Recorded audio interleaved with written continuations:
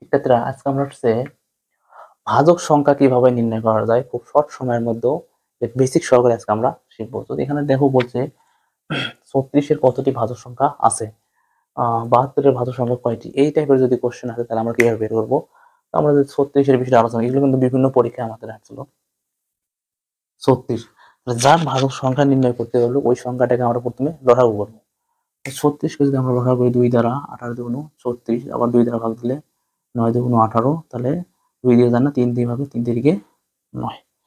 এখন এই যে আমরা লসাগু যখন নির্ণয় করবো, তাহলে এই সংখ্যা যেগুলো আছে এগুলো গুণন আকারে 2 গুণন 2 গুণন 3 গুণন 3 নির্ণয় লসাগু আমরা লিখলাম, তাই না?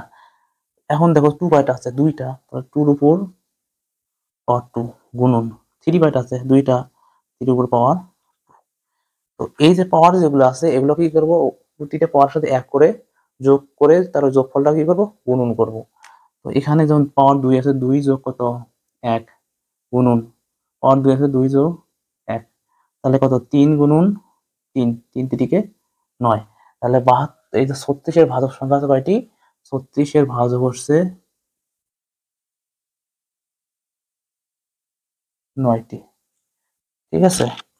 তো সেম ভাবে যদি আমার বিষয়টা বুঝে থাকো তোমরা, 72-এর ভাজক কয়টা সংখ্যা কয়টি, এটা তুমি বের করে কমেন্ট বক্সে জানাই দিবা। ধন্যবাদ।